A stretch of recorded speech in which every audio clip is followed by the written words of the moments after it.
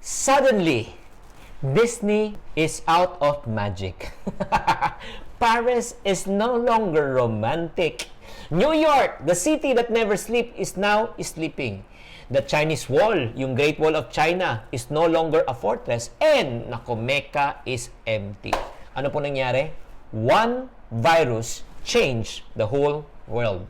So the question is, paano ba nabago ng virus ang pamumuhay ng tao, pagnenegosyo ng tao, pagkakakitaan ng mga tao? If you're an entrepreneur at the same time who sells anything at saka kung ikaw ay empleyado at kung gusto mo talaga malaman sa nga posisyon, you got to watch this. Videos that will make you wealthy and debt-free. Hi there, Ching Kitaan, also known as Mr. Ching. Positive, maraming salamat sa pagtutok sa channel na ito. If you haven't subscribed, I do suggest that you subscribe. Pag may mga bagong videos, manonotify po kayo kaagad. As most of you know, ang dami pong negosyo na sarado, ikang apektado, nalulugi, and then ang dami rin mga trabaho ang nawawala. Right now, we are going to talk about a topic on opportunities on how people buy. Yes! Ika nga, alamin po natin ang behavior ng mga tao, kung ano po ang binibili na po ng tao at saan po interesado ang tao. Kasi kung ikaw, nakita mo yung opportunity na yan, pwede mong maging blessing in disguise itong nangyayari na ito. You can start a new opportunity, or if not, you can switch career and you can switch business right now. So, pero hindi po ako magpapaliwanag nito. We have invited a really chief marketing strategist po. He is the chairman and chief innovation of strategies of Mansfield and Fielders. At the same time, he's the chairman of Water Philippines. He has authored more than 14 books about sales, marketing, and entrepreneurship. Wag po na natin patagalin, siya po magpapaliwanag on opportunities on how people buy. Let us welcome Mr. Josiah. Go! Go, go, go! I think it's going to be a big boom in terms of how people live, because many people are caught unprepared.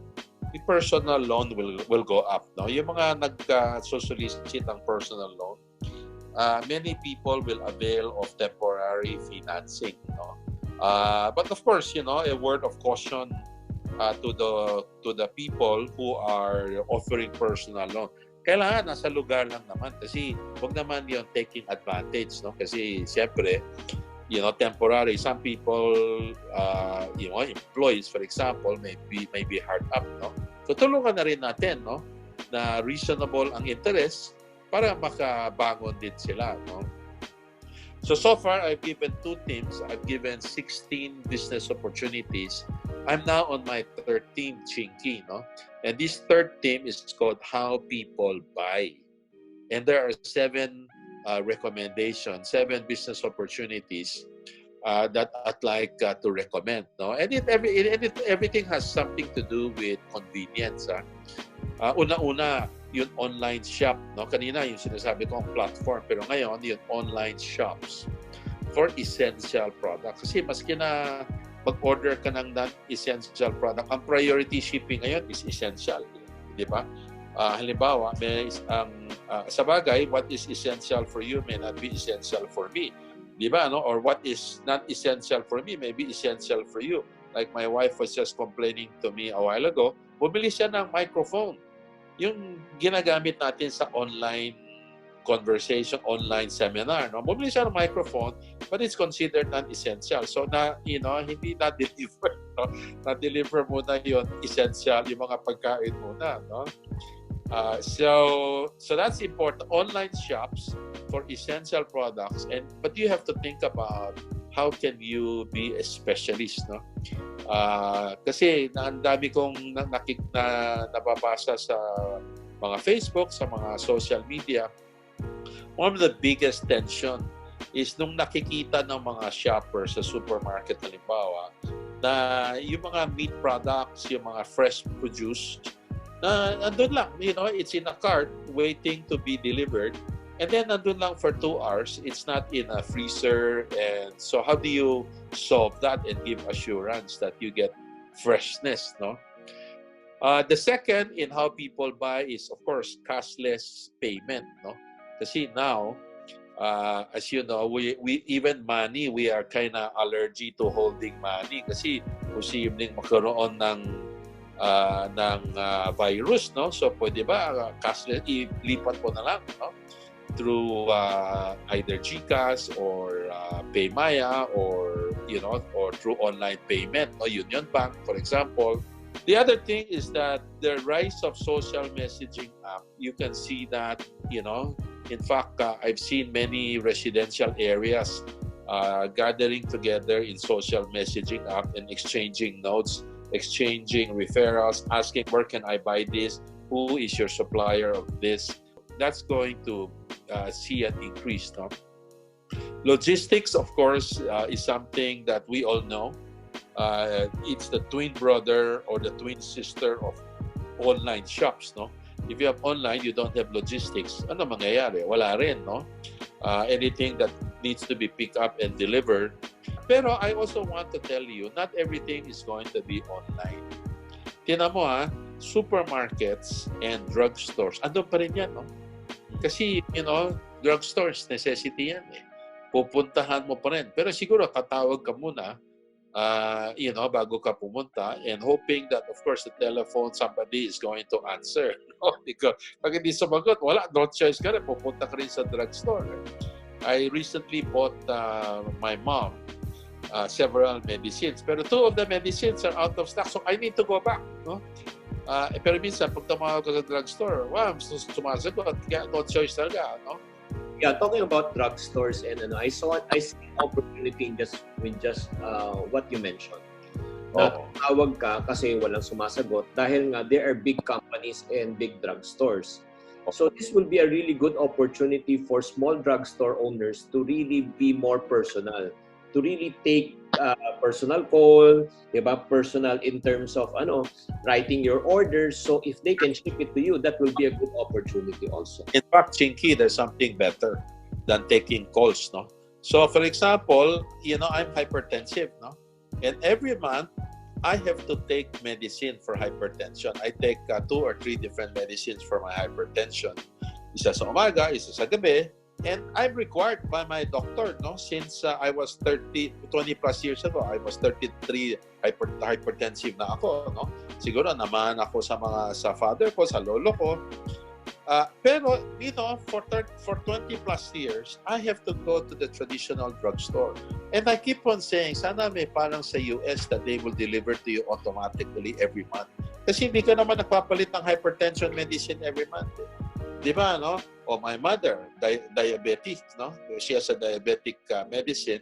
So if there is a small company and they can find a way around whatever laws that is preventing them, maybe they can do that, no? For the convenience of consumers. And maybe even another, talking about drugstore, habang nasa drugstore na tayo, alam mo, ang wishlist ko, sana pagka binigay mo yung reseta mo, may scan, tapos naka-file na. Para pagka punta ka sa drugstore, for 20 plus years, you have to keep on bringing your reseta. Parang, pwede ba, suki na tayo? Diba, no? So, dapat, know your customer, diba? Sabi ng customer, KYC, know your customer. No? And that would be another possibility where a smaller drugstore, or even a bigger drugstore can actually do that. Can you imagine if bigger drugstores would do that? Oh boy, nobody can compete with them, no? Because they probably kill all the smaller ones. Kasi wala nahahanapin, di ba? And then, of course, here's something I'd like to recommend, no? In terms of how people buy. And I have 7 recommendations. So I'm now down to my last 2, no? There is an opportunity for service concierge. Kasi home quarantine, yung iba ayaw lumabas, no? Ako rin I try as much as possible not to go out, no? And so even the first few days of home quarantine, I was jogging in our subdivision. Pero lately, I don't even want to go out kasi, biglang dumadami na yung mga, nabi-victimize, no? So even if I was wearing a mask, I don't want to go out to buy, and I will just buy online, no? You'll be forced to to order online, pero sometimes you want to choose something. So that's an opportunity for service concierge. Somebody in a subdivision or somebody might want to go to your house, or you can order and they will just deliver it to your house. Sila mamimili sa'yo, no? And the last one is how people buy. Ito naman, business to business, B2B. Tignan mo, nakikita mo sa supermarket, ang daming out of stocks, no? Yung mga paborito mong brand, walang brand. Ano ibig sabihin nun? Ibig sabihin nun, dissatisfied ang company sa supplier nila. Meron kulang sa supply chain nila. Hanapin nyo anong kulang, no? Posible meron silang produkto, pero halimbawa, wala silang packaging, no? O kaya yung mga part of parang nagluluto ka tapos wala kang toyo, wala kang pepper. Iba magiging lasa. It's not going to be the same, no? So hanapin lang. So the business opportunity is you are an alternative supplier. And I tell you, after the COVID crisis, many big companies will be a lot more open to listening to new suppliers, no? Grabe, ang dami niyang mga talagang nirecommend. Siyempre, in terms of anything daw that has to do with convenience, online shops, di ba? Tapos cashless payments, totoo, cashless society na, at saka hayod ang humawak ng pera mga tao. Social messaging app, logistics to support the di ba? Service concierge, B2B, business to business. But ito po, sa dami niyang sinabi, I would like to focus more on the business that will move to online. Online business na po. Alam po nangyari, ano po yung nangyayari sa mga business na offline po. Ay nako, kawawa po sila na wala sa online. Sinasabi naman mga, paano kung bumalik naman sa normal, mawawala na yan? Oo. Itong tanungin ko, paano kung tumagal pa to? Di ba? Hindi naman maulit tong virus na paano kung mangyari ulit to? Kaya nga sinasabi ni Bill Gates if your business is not in the internet, you are out of business. So, my question right now is this. Ito yung challenge ngayon. What if your business is not online? That's number one. What if you are not aware also on how to promote your business, your products, and your services online? Nako, mapag-iiwanan ka. That's the reason why ako'y nananawagan ako. Whether ikaw isang negosyante, nasa sales ka, nasa real estate ka, naku, pag hindi ka nagbebenta ngayon online sa real estate, nasa insurance industry ka, hindi mo alam kung paano magbenta online, di ba? Naku, kawawa ka, mapag-iiwanan ka, nasa network marketing ka, hindi mo rin alam paano market online, naku, you are going to expire, my friend. Mahirapan ka ngayon. So, para sa mga tao, ang tanong ko sa ngayon, gusto nyo bang matuto ng ika nga on how to market your business and how to market your products and services online? If you say yes, nako, may good news po ako sa inyo. The good news is this. Actually, before everything happened, ito yung mga nangyayari nito. We have already created, meron kami isang session, online course na tinatawag na How to be an Online Negosyante, to teach you on how to market your product services po online, kahit nasa sales po kayo. Ang good news about this is because social media is for free. If you attend this online negosyante course, number one, ano po matutunan nyo? I will help you to be able to generate new leads. Paano nyo mahanap yung mga customers nyo? And then number two, I will help you also how to drive more traffic. Ikaw when you say traffic, para makita yung produkto mo na pinopromote mo. And then very important, you got to learn how to build your brand online so that you will be able to build authority and status para ikaw magiging expert, ikaw pupuntahan. And then I will also show you on how to expand your yung pagpropromote mo in terms of viral marketing strategy na wala kang babayaran na mga ads, and how to convert your online marketing strategies into sales and profit with less cost. I've been doing this for the past how many years? 11 years. I built everything online, and FYI, ever since hanggang ngayon, hindi pa ako bumibili ng Facebook ads. Okay? So, everything is very organic. So, if you're a businessman, if you're into real estate, insurance, network marketing, you got to learn how to do digital online marketing. If you want to learn kung paano gawin yan, join me in this special course called How to be an Online Negosyante. The next question, may investment ba? Yes, there's a minimum investment of 799 pesos.